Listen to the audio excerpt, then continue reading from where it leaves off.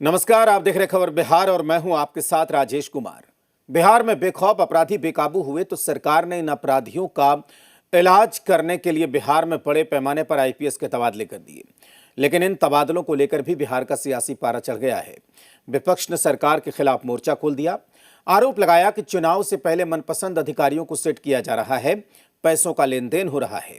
लेकिन जेडीयू ने इन आरोपों को सिरे से खारिज कर दिया। सत्ता पक्ष का यह दावा है कि नियमों के तहत ही अधिकारियों के तबादले पोस्टिंग हुए हैं, लेकिन इन दावों पर अब सियासी सवाल खड़े हो रहे हैं।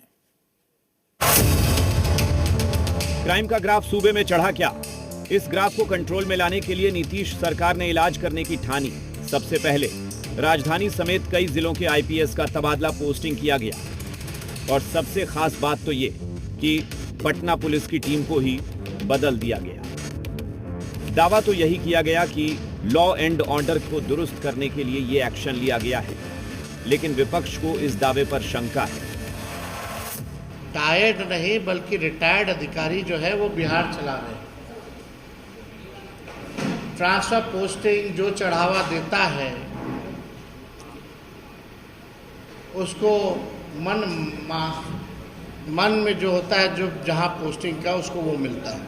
ये जो हमने कहा कि असली सुपर सीएम अगर कोई है तो डीके बॉस ही सुपर सीएम है। तो क्या चुनाव को देखते हुए सरकार ने अधिकारियों के तबादले किए या फिर लॉ एंड ऑर्डर को संभालने के लिए सरकार ने ये इलाज किया है? देखिए, जो राजद का शासनकाल था उसमें अपहरण उद्योग, अपराध उद्योग था और ये सुशासन की सरकार है, नीतीश कुमार की सरकार है। इसमें किसी तरह का ये अनलगर आरोप है। जो नियमतः जो ट्रांसफर पोस्टिंग का जो प्रक्रिया है उसके तहत ट्रांसफर पोस्टिंग किया जाता है। सरकार में नीतीश जी समझ गए हैं कि इस बार चुनाव उनको लड़ना बहुत मुश्किल होना है, तो क्या कर रहे हैं? सेटिंग कर रहे हैं, मनचाहे अफसरों की तबादले कर रहे हैं गिव एंड टेक के साथ।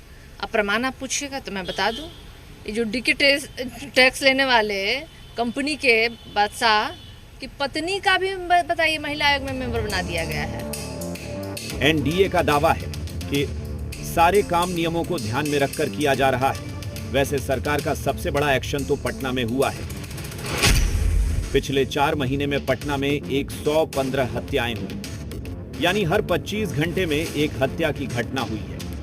राजधानी पटना में बढ़ते अपराध की घटनाओं को देखते हुए शनिवार को डीजीपी विनय कुमार और एडीजी कुंदन कृष्णन ने समीक्षा बैठक की। इस समीक्षा बैठक के सिर्फ 1 घंटे के बाद पटना एसएसपी समेत पटना पूर्वी एसपी डॉक्टर के रामदास, सेंट्रल एसपी स्वीटी सहरावत और पश्चिमी एसपी शरत आरएस को ट्रांसफर कर दिया गया। ऐसा पहली बार हुआ है जब पटना के एसएसपी को 6 महीने में ही हटा दिया गया हो।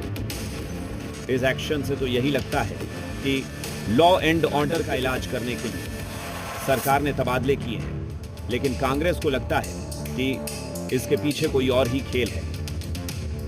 सरकार अपने मन पसंदीदा अधिकारियों को सेटल करना चाहती है कि चुनाव के टाइम में प्रशासनिक दबाव और प्रशासन के साथ मिल करके चुनाव में गड़बड़ घोटाला करे।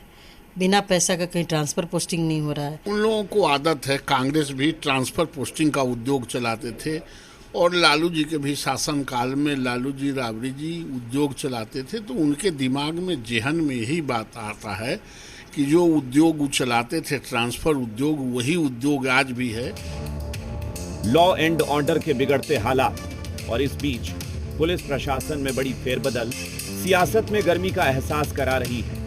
सरकार से रूटीन वर्क मान रही है, लेकिन विपक्ष को दाल में कुछ काला नजर आ रहा है। रूपेंद्र श्रीवास्तव, जी मीडिया, पटना।